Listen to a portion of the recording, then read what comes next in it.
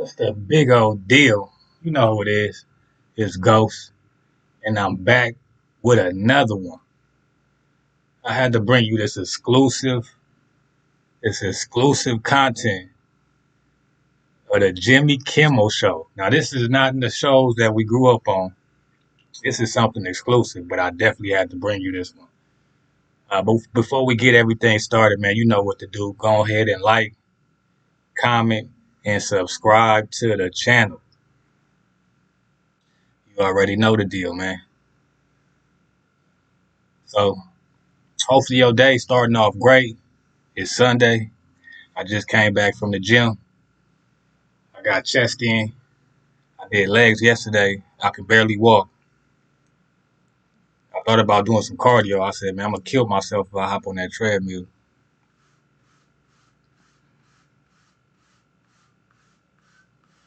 But yeah, we back in it. You know what I'm saying? This the last video I just posted. I posted it late because I've been working and it took a long time for the I was trying to upload it like 2 or 3 times, and I in between just the time frame and me having to be at work and not being here, I basically I got it. I brought it to you Friday. So I'm about to bring you another one. But again, man, let's talk about what's going on around the world right now. And also too, I want to say hi to all my haters. I couldn't do it. I couldn't have did it without none of y'all. Y'all keep up the good work. But what's going on in the world right now, man? You know, the gas prices shooting up super high. I don't got to deal with that. I'm on the transit. And well, we about to go. Well, we actually, warring with Iran right now. I've been seeing all kind of casualties with the U.S. troops. I seen something recently with the aircraft just crashed out of nowhere, and it was some more casualties.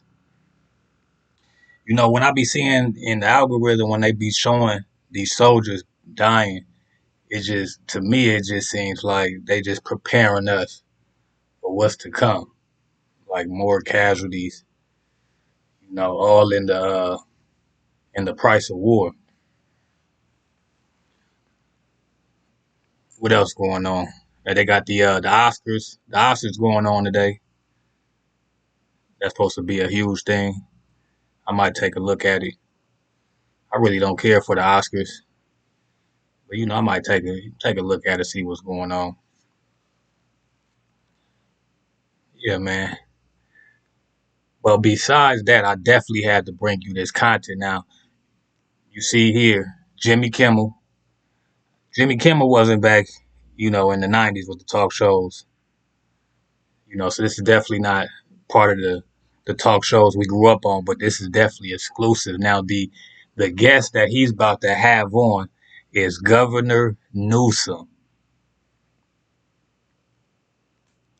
Now, I was watching the late night show Friday. It was Friday night. I happened to tune in, and I seen the little episode, the live show, and man, it just had me dying laughing. Jimmy, man, is a fool for this one. Now, Governor Newsom, y'all know, Governor Newsom, he the governor for California, which is the state that I live in. Been living in all my life.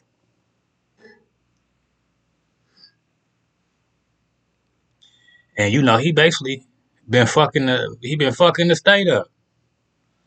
That it's other people in higher places that basically saying that California is the top state of fraud in the government, in the government system. And I'm pretty sure Newsom plays a part of that. I'm pretty sure he done had his hand in the cookie jar with all this money that's been passing around, just come up mysteriously missing, while all the citizens out here is struggling. Even with the fires, They trying to figure out how can a city like the Palos Verdes, a rich city, what I mean, full of people that I mean, I'm pretty sure it's a lot of millionaires that live in the Palisades.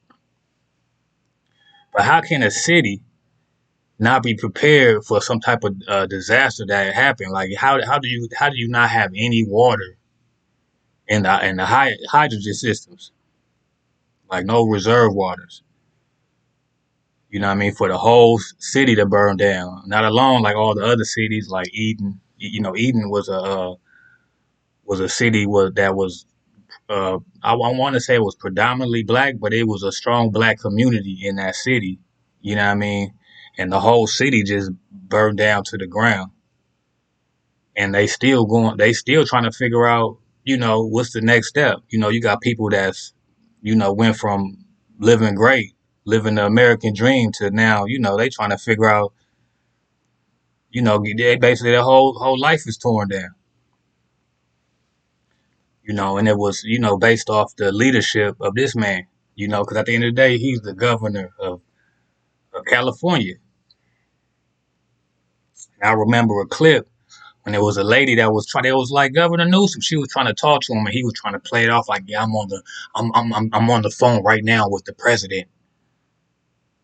Right now, he lying, talking about he was on the phone with the president, with the man that he verbally has disagreements with, and he does it publicly. This dude called himself suing. I want to say he was suing the White House or the president for like something crazy. It's like, bro, it was basically this is the type of dude that just wants attention. You could tell by his demeanor, the way he handles himself when he's on, when he does his speeches. Everything about him is just like, like he's just like some type of he think he like Brad Pitt or something. So I definitely had to bring you this content when I seen this. This is definitely exclusive of Governor Newsom, who they should have been kicked him out of office, but obviously he connected to some people because at this point he talking about running for president. So a dude that can't even run California correctly thinks he about to just jump up and run for president. And then it all makes sense to why he keep bumping head with Trump, because he just trying to put himself he trying to rub shoulders with the big dogs by going against them. So man, I can't call it no more. But to me, Newsom is just Hollywood, man. Hollywood Newsom. All right, but let's get into this. Let's get into this reaction. Let me go and put the full experience on for this one. And again, man, go ahead and look, man. If you peeking, ain't speaking, it's cool though. But go and hit that like button, man, because it don't cost nothing to press that button. Whether he'll admit it or not, he runs the state of California, and he's got a new memoir. It's called Young Man in a Hurry. Please say hello to Governor Gavin Newsom.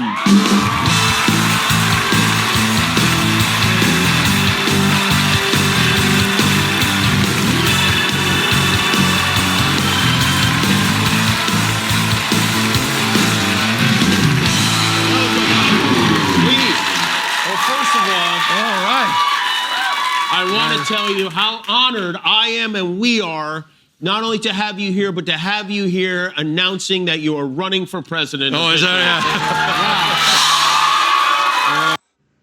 So again, Jimmy Newsom.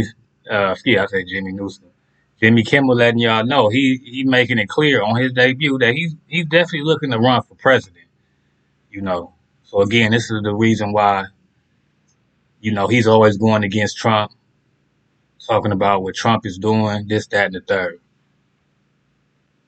Oh, God.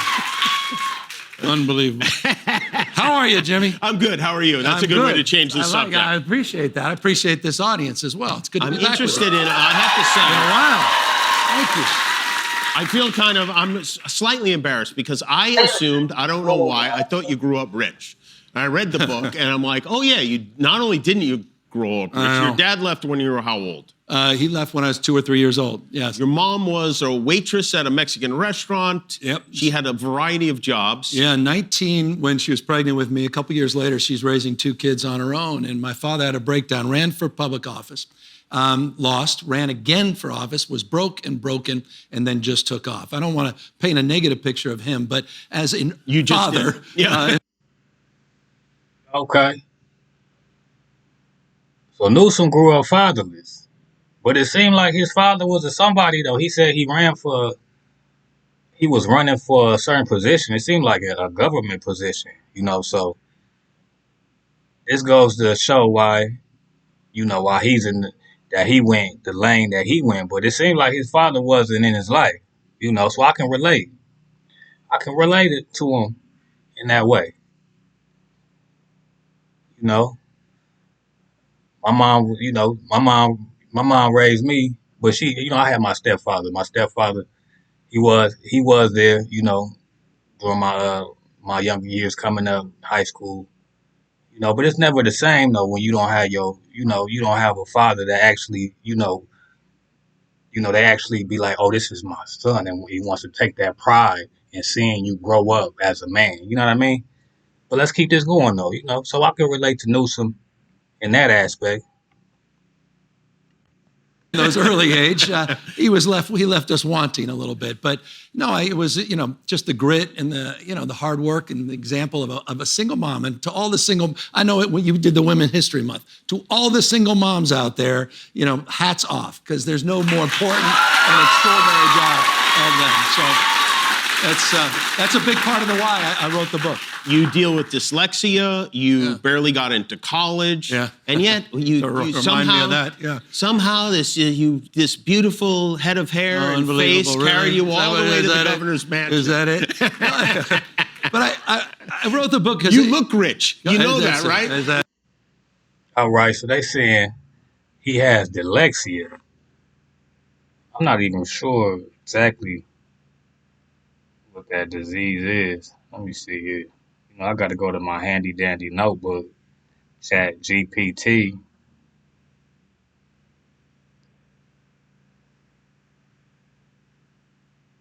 What is dyslexia? Dyslexia is a specific learning difference that primarily affects reading and language processing.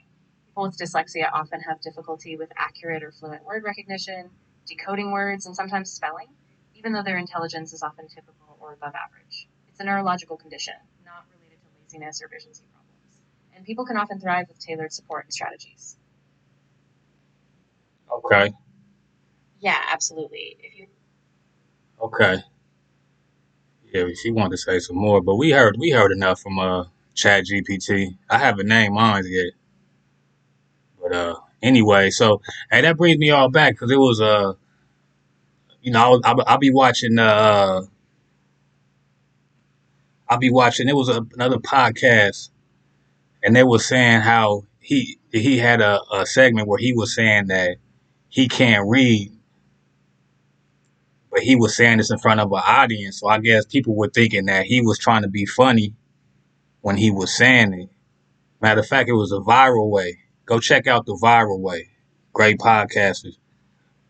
But they was assuming that he was talking about, black people kind of like throwing a shot. But really he was, being honest about the situation, saying that he can't read because he has dyslexia. So he has a problem with reading. Let's keep it going. Like it's hard, it's the hair gel. It's that whole thing. You think that's it? And by the way, I get the whole thing, right? Yeah. I get why people have perception of me. And, so this was a book to finally tell my story. It wasn't a way of sanitizing, but really scrutinizing that story as well, because I played into that type. I'm not naive about that. Perception of me was aided and embedded by mistakes I made, and also trying to be a little defensive about it as well. And what this book allowed me to do, and I call it a memoir of discovery, is let all that go. I put a lot of masks on when I grew up. I tried to be someone, strike a pose. Someone that, frankly, at times I wasn't particularly proud of. And my face was growing into that mask a little bit. And right now I'm sort of unmasking that, and I'm allowing the good and the bad and sort of reflect on that history and past in the present to become something more and better. And so it's not a typical. Okay. So basically he's saying that, he done came through life and went through a lot of obstacles, and I can relate to as well. When you're growing up, you're trying to learn out who you're gonna be in life. You're dealing with all type of challenges. And I mean, life get hard. Sometimes you do got to put a mask on, to tighten up and get through it. You know what I'm saying? So sometimes you gotta juggle all kind of plates and kind of be, how I want to say, come out of body. But at the end of the day, what they say is, man, if you're not comfortable, if you're comfortable in life, that means you're not growing. So you want it. You definitely, if you're feeling uncomfortable and you're moving through it, and you actually finding yourself, putting yourself in better situations, that just means that that you bettering yourself. Because if you're always comfortable in life, that means you're not really doing nothing. Life is a journey. It's definitely, you're gonna have all kind of obstacles in the journey of life. Politician's book. And I know a politician and a book naturally is going to raise, eyebrows, rolling in the eyes. But it's really a book, it's a love letter to mom. It's a love letter to my family, my grandparents, and it's a book I wrote for my kids. Speaking of kids, my daughter, who was in the 4th grade last year, they have a 4th grade trip up to the state capitol with her class, and she came home raving about you. And I was cracking up because I didn't think she was going to meet you. They're like, yeah, we're going up to the Capitol. And then the whole class went into your office, and they saw a Trump pen on your desk. And my daughter was like, oh, he's a Trumper. And then you came in and made a joke about Trump. I don't know, is there like a joke that you tell the kids about Trump? I don't have like a standard joke, but the joke was, it's interesting. That pen, by the way, I have 7 others. I was in the Oval Office about this time last year, but 90 minutes with Trump. And I couldn't get out of it. He started stacking me up with all kinds of coins. And he goes, here's a pen, here's a pen. And then he just basically took all the pens off his desk. Tell him about the autograph he signed for you, the piece of, he signed a piece of paper for you and handed it to you, right? No, of course. Look, what do we even begin? Give this to your kids? Give this to your kids. Thank you, sir. What a gift.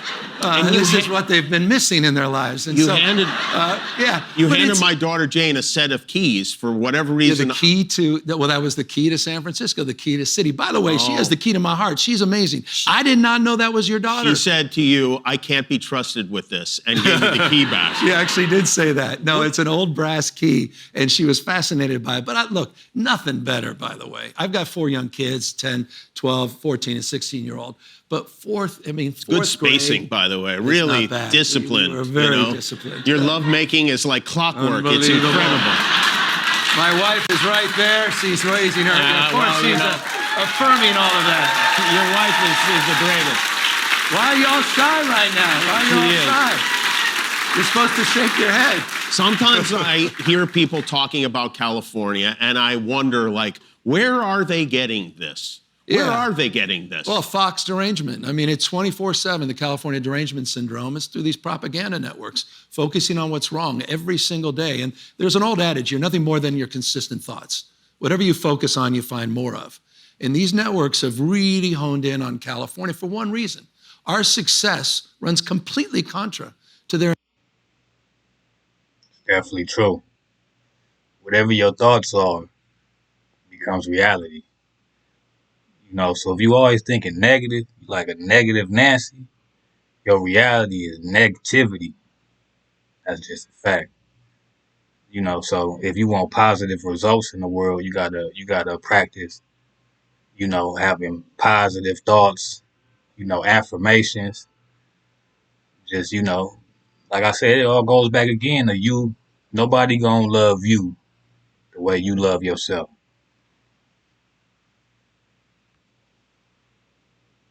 entire world view. The fact that California is the fourth largest economy in the world, has more scientists, engineers, more Nobel laureates, the finest system of higher education, more venture capital than any other state in America. We got the TMZ tour. We got TMZ tours. Not that we don't have problems. So we do have problems. We have problems, but there's an... Shout out to Ray J. Man, I hope you get better in your condition, big dog. Ray J was he was one of the TMZ tour leader at one point. You know, he been all over the waves, man, with him and the agency. No, did he? Energy and daring and an entrepreneurialism that defines It's the best state. It is the best state. Come on, there's no question about it. And it's also, this is part of it. It's also the most diverse state in the United States of America. 27% of this state's foreign-born, and that offends these guys. And it's interesting. It's all state with universal. California got the 3 W's: the weed, women, weather, the best of it. Health care is $25 minimum wage for healthcare workers, $20 minimum wage for fast food workers. Yes, it has a progressive tax code, but it's very different than the tax systems in places like Texas and Florida that tax their lowest wage earners more than we tax our highest wage earners. The question is, who is the high tax state? Now, we do have problems with, there are people living on the streets. Yep. And this is something that every governor, every mayor comes in and says, this is what I'm going to work on. This is number one. And it seems like, is this an unsolvable problem? No, it's solvable. This year we did something we hadn't done in 15 years. And that is we saw close to a double-digit decline in unsheltered. Now, this is where all the bullshit started to come in. He's saying, is the problem solvable? Newsom is saying, yeah, it's solvable, as he should say as a governor. Man, the homeless is crazy out here. People were sleeping on the concrete. You know what I'm saying? Like, it's getting to the point where you come outside your house, they sleeping on your lawn. Man, I'm no lie to you. I'll be on the 101 freeway looking to the side, and you just see communities of people that's living on like in the trees. Just outside though, they got they just set up shop. I mean, this the homeless out here in California is an epidemic for sure. It's getting worse. So if they talking about solving the problem, like, I don't see it. The gas prices going up, people losing their jobs left and right. Then I don't even understand what the governor workers. Like, how do you expect people to come to work and y'all not even paying them? It's crazy to me. So, yeah, again, with the homeless situation, again, as a governor, that's what he's supposed to say. Yeah, we're tackling it.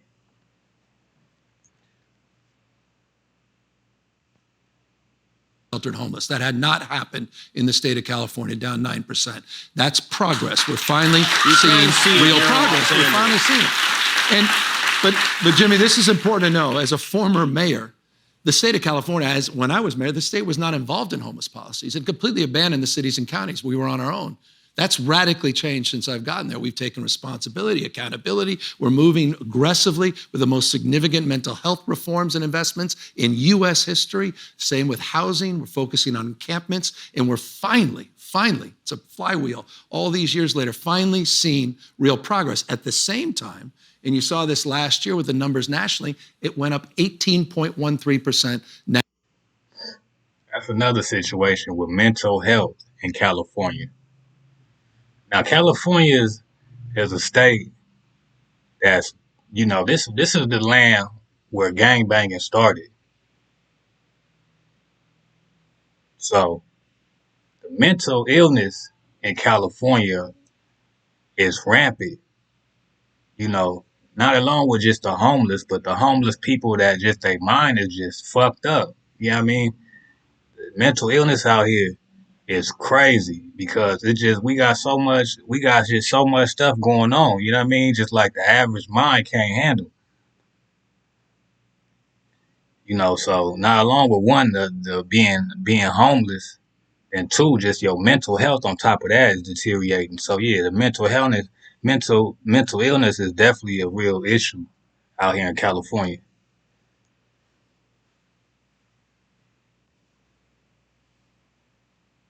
Nationally.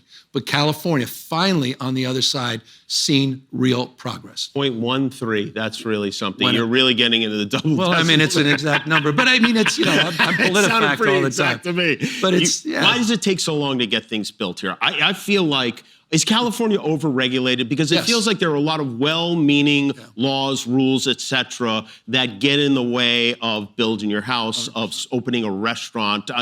I've experienced this myself. What do we do about that? No, we need a liberalism that builds, and we have to own that. And I'm very much part of this sort of new nomenclature. We call this abundance agenda, and we've got to reconcile that. We've got to be more focused on time to delivery. Not just rhetoric, not just what we're for, we got to actually deliver and manifest it. That's why this year we did the most significant housing reforms in our state's history. We did something that hadn't been done in decades. We've tried to address land use reforms, what we call secret reforms. We weren't able to get it done. We finally were able to get it done this year in a meaningful way. But this is a meaningful topic for Democrats to recognize we have to deliver on big and bold things. Trump breaks things. Democrats need to build things, but we have to actually deliver on that promise. Now, speaking of that Trump, means reform. Yes, as you see, I'm pretty sure you guys know Newsom is a Democrat. So he's for the Democratic Party. And all everything that they stand by. But to me, I'm not gonna lie, Newsom, them saying I call him Hollywood Newsom.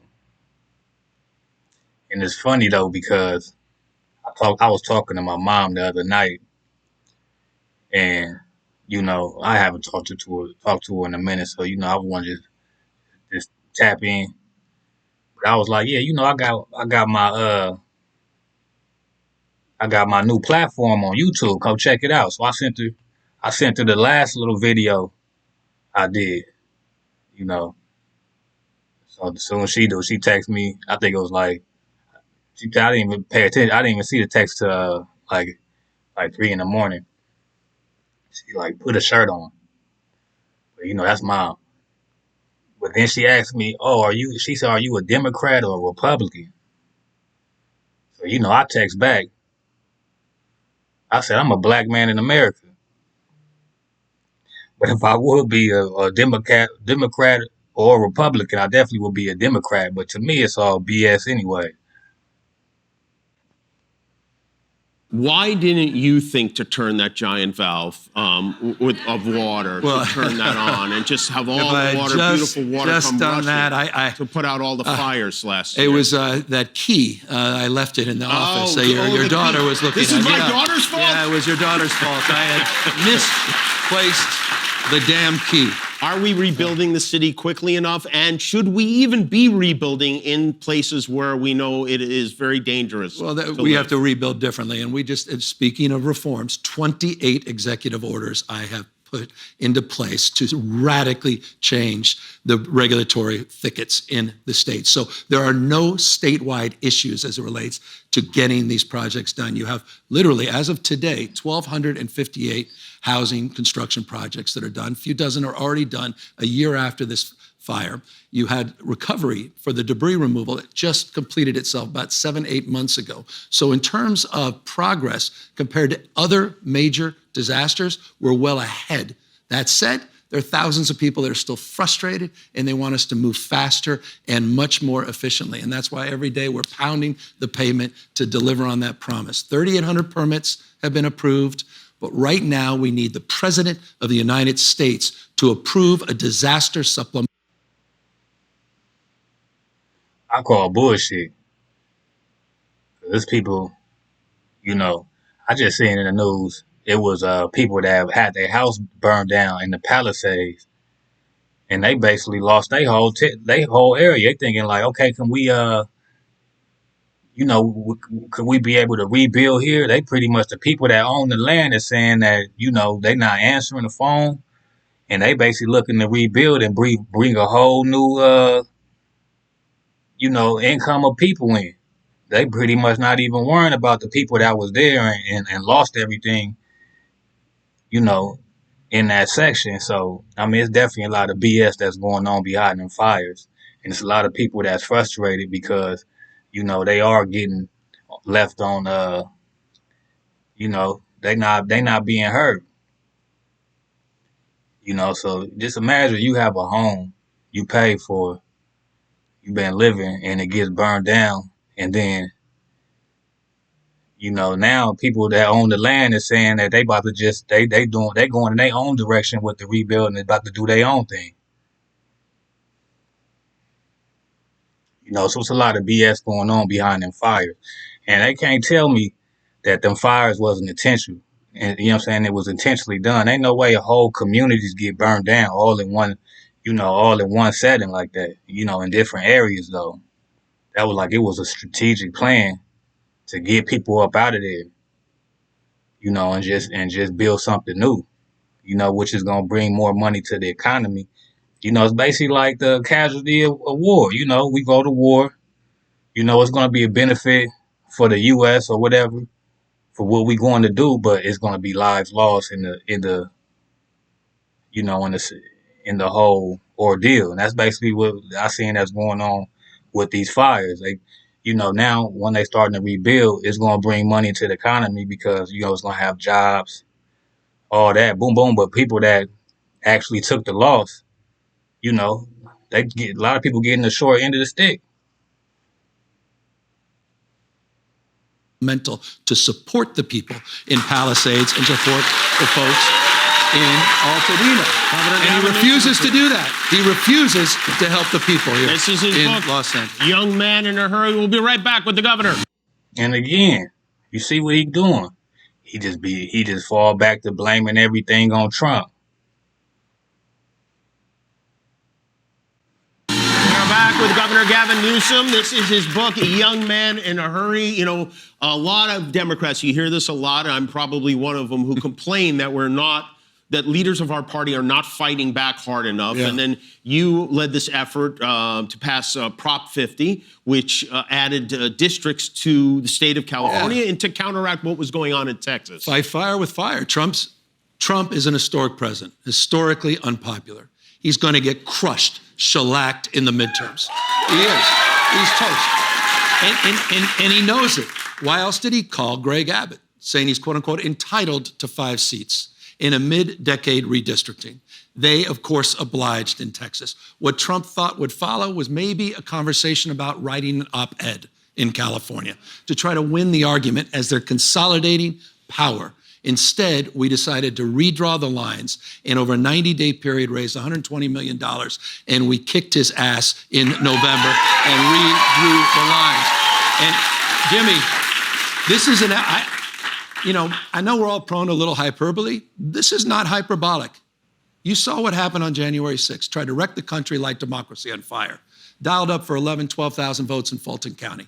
That's exactly what he's doing all across the United States, not just as it relates to redistricting, trying to nationalize the election, trying to take those voting rolls and purge voters, decide who can vote, who cannot. Ask the folks in Fulton County what he's just done. It's happening in plain sight. He has masked men marauding all over the streets of America. It started here first in LA.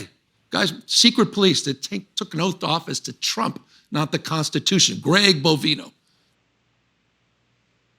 Now, the masked men that he's talking about is ICE. Get that clear. Trump for sure, he for sure the one that started that. They got the commercials, with that one lady. I can't remember her name, but he recently fired her. But she was like the face. I was like, damn, who is this lady though that's been on all these commercials saying that, she was like, if you wanna come back and have an opportunity to come back to the States, you better leave now, type stuff. You know what I mean? But Trump actually fired that same lady, but she just got another position. But I felt like they just used her for the face at the time. Somebody to, have a female basically to make, to soften the blow. Everything is a strategic plan, but who he's talking about, the masked man, he talking about ICE, who was terrorizing, the families out here, pretty much all across America, but they definitely been out here in California, in the cities that's predominantly, predominantly Hispanics, and they, even they've been having where it was a Caucasian lady got killed, trying to protest against the ICE, and it was a Caucasian male too as well. They showed it. I'm pretty sure you guys seen it. They wrestled him down, and you see one of the ICE members come out the whole little ordeal with a gun. I guess it was his gun, but it was registered. But as he walks out holding the gun, probably like 2 seconds later, you just hear the gunshots go off. Another dude just giving them the business. Probably like shot him like 6, 7 times, killed the dude. So they definitely out here terrorizing. Dressed up as he's cosplaying off a 1930s set in nearby Burbank. It's happening in plain sight. On election day, you may recall this, he sent out the BORTAC teams, the Border Patrol folks, the Apache helicopters, to chill free expression on election day, sending a message to everyone, diverse communities, if you go out and vote, you may be next. He is not screwing around, and nor can we. To the spirit of this moment, we've got to be tougher, we've got to be more aggressive, and call this stuff out. We'll lose our country. Talking about Burbank. Shout out to Burbank. Found myself in a sober living home in Burbank. Changed my life. Them 9 months I spent in that sober living home changed my life, man. Shout out to Burbank. I feel like Trump secretly loves you. Like he used to, he feels, I think, now. I mean, after 2 or 3 pens, I may have been, but when you get up to 8 pens. He's moved on to Mamdani now, but you were his first Mamdani. I think I was. By the way, Mamdani, I just, I know how this movie ends. Yeah. But you were in the book talk about some phone calls, some strange, unusual phone calls that you got from Donald Trump. Can you share those? Well, I've had many interesting calls. The last time I called him was right before he federalized the National Guard here. 4,000 of our National Guard were federalized. He sent 700, I'll remind people, he sent 700 active duty Marines, not overseas, but the second largest city in the United States of America. That happened last June. People should not forget that. But I had a conversation with him the night before where he alleged that he read me the riot act. Here's how it went. It was about 10:30 my time, 1:30 his time. And he goes, hey, Gavin, what do you think of Newsom? What do you think of Newsom? It's his nickname for me. I said, what are you talking about? He goes, it's pretty original, right? Now, it's funny. You notice how he mocking Trump right now with the talk. This Trump.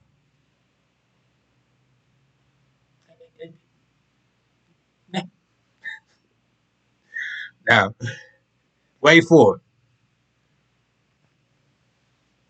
I said, actually, it's not. There was like an 8th grade bully that did that when I was a kid. And then he goes, well, MAGA's pretty good. I'm like, are we serious? I literally said, are we having a MAGA? He goes, well, how many hats do you think I sold last month?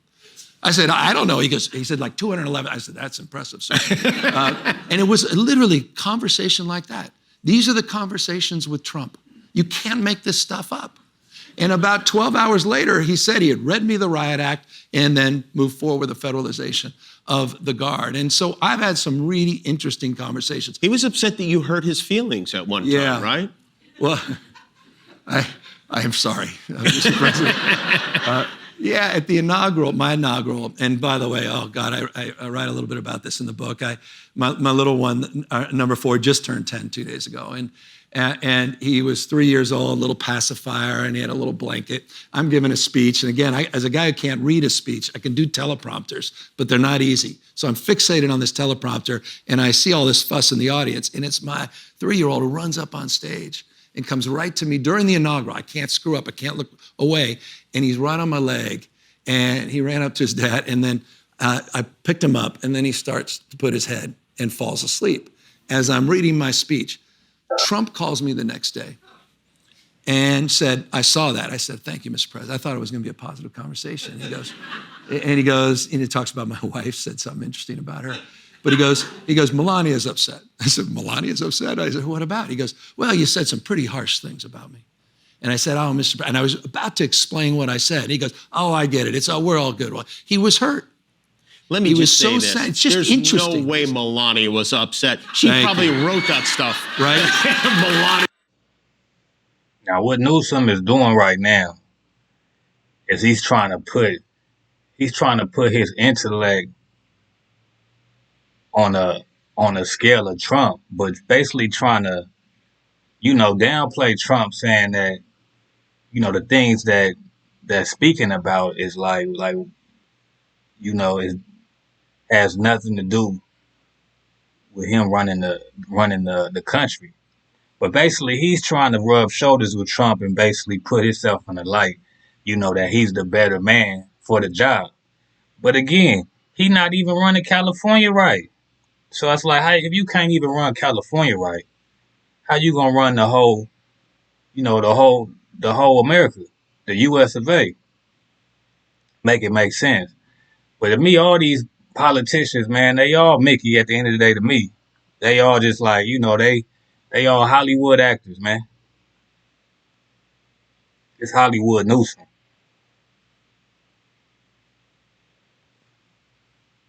He was upset. Thank you. No doubt about it. It's just he's a guy. I mean, if we called him right now, he'd answer. And if you got my cell phone, I'm happy to, I got a Mar-a-Lago number. You said it's a hell of a thing. You think J.D. Vance might be scarier than Trump. I believe that. Is that from the point of view of a couch or an ottoman? Are you talking about, or as an American? Dutch fan. So trust me, I know exactly what you're saying. And I think everyone else does. And if you don't, look that up. I think there's a darkness to him. Stephen Miller is the dark. Those guys. Yeah. It's the dark heart of this administration. That's something different. And the folks around them, they're a little different. Trump, there's a longing, a need to be loved. I mean, he's a broken man. That's why I tried to break this country. But that narcissism sort of plays to type. But with J.D. Vance, as you said, this is the original guy. This one, J.D. Vance, Marco Rubio were some of the most effective surrogates attacking Trump and Trumpism. They'll shapeshift into anything. If we address the character flaws of Trump. He talking about they will shapeshift. Now that's a whole nother subject. The shapeshifters, which is all in the government. You know what I mean? The shapeshifters. Hey man, it's some real stuff though. They had a clip I seen on YouTube. It was part of the Secret Service, and they had this dude. He was sitting in the back. He was just sitting there looking, but you seen like his face was just like his head was like doing all this crazy stuff. You looking like, what the fuck is that though? But like real life shapeshifters, like the reptilians. That's like a whole nother subject. But man, pay attention. Trump. I don't even know where to begin with the character flaws of J.D. Vance. Your kids, you mentioned their ages. Do you talk to them about the possibility of one day maybe living in the White House? Are they consulted about this decision? I don't know about consulting, but they're, my 16-year-old, as any 16-year-old daughter would, she alleges, I haven't seen it. It may be virtual in her head, but she told me she's got a calendar, and every day she counts down until her liberation day, where she's free, that I'm no longer governor. Of the House? Of the governor. Free of those security people that are getting in the way of her social agenda. I see. I think it's really a real freedom. So all of them have their different time of life, different state of mind. And I'm going to keep it professional on this one, man. Like, you know what I want to say. But she ready to break loose is basically what he's saying. She ready to soil her royal oats. That's what she's trying to do. And look, being in public life in this moment, dealing with Trump and Trumpism, and every single day, the scrutiny and the attacks. And, we went through a recall. We had to homeschool my oldest daughter because of all the interaction, because of other families. My daddy hates your daddy. And that's where, when they went after Ted Cruz's daughter, I tried to reach out to Cruz and just, check in on him. That's neutral ground. He was in Mexico when you called? He was not. Yeah. He was in Cancun. He was on his way back. We're going to take a break. The governor of California is here, Gavin Newsom. This is his book, Young Man in a Hurry. We'll be right back. Hi there, we're back with Governor Gavin Newsom. His book is called Young Man in a Hurry. There's some funny stuff in the book. And one of the funny things in the book is, tell us where you discovered your style, your overall style when you were a teenager. Well, I don't know if I discovered my style, but when I grew up, I wanted to be Remington Steele. I wanted to be Pierce Brosnan. I don't know what it was. And, literally I started wearing, this is, again, you're all going to go, of course. Hollywood Newsom. But when I started wearing suits to school, it was embarrassing just to try to be like Remington Steele. Like Remington Steele. Yeah, here you, and I have to say, it's not. No, it's oh God. It's really. Oh, that's bad. That's bad. Oh God, that's bad. It's a good thing No, we got to figure that one out. If you'd been watching the A-Team, you'd have a mohawk right now. Have you ever met Pierce Brosnan? God. I haven't. Here he is. No, he's not here. Actually, listen, I know you have an ongoing back and forth. All I can say is wait for it, man. It's coming. What I seen that brought this to you today is coming. It's gonna be the grand finale. So wait for it. With the president, as do I, and we have a surprise for you tonight that I think is going to make him very jealous. The president? Yes. Please, ladies and gentlemen, here to present that surprise to Governor Gavin Newsom. Please welcome Governor Gavin Newsom.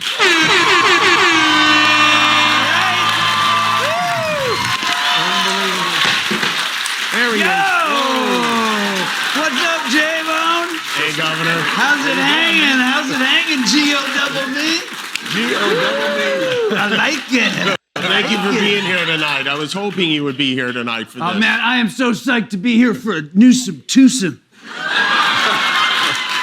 I just came from a ribbon-cutting sesh at a shelter for non-binary chihuahuas. Now, look at Governor Newsom. They say, what they say, he basically getting mocked right now for sure. But they say, what's the word? I'm trying to think of the word, man. What's the word? They say, I can't even think about it right now. Let's keep it going. That's nice. They might be small enough to fit into a fanny pack, but those sneaky little freaks are horny as hell. I don't mean, I'm sorry to interrupt, but where's the trophy? All right. Guillermo, ayúdame, por favor. Here. Governor, say hello to my little friend. All right. What do we got here? GovGav, for your tireless work in uniting the people of Cali, from the meth dealers of Riverside to the shapely Armenians of the Glendale Galleria. From chakra doulas and yoga thems to farmers market furries and rollerbladers with gluten sensitivities. I, Governor Gavin D. Newsom, in association with the Wounded Wamos Project, and the 3 remaining original members of Incubus, present to you Governor Gavin C. Newsom with the 2026 FIFA, Skydance, Paramount, Netflix, Warner Bros. Big Ass Lipton Cup O' Peace. Unbelievable.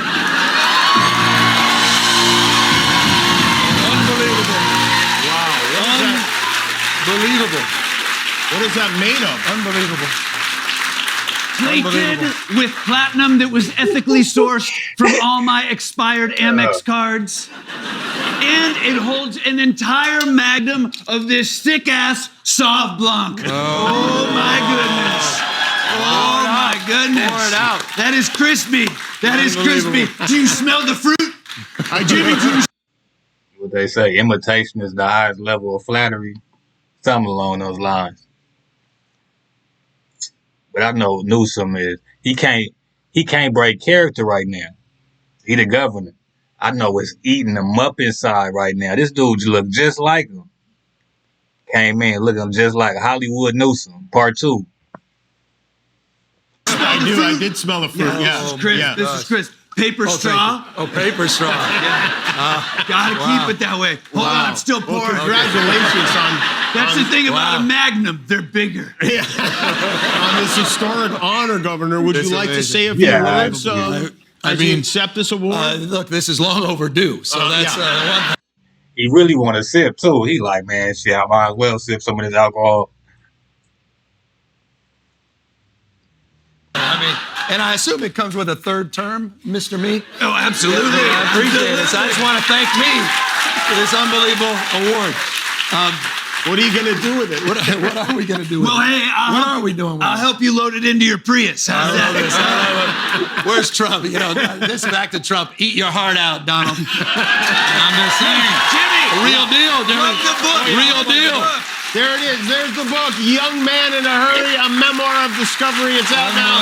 Thank you, Governor Newsom. We'll be back with the head and the heart.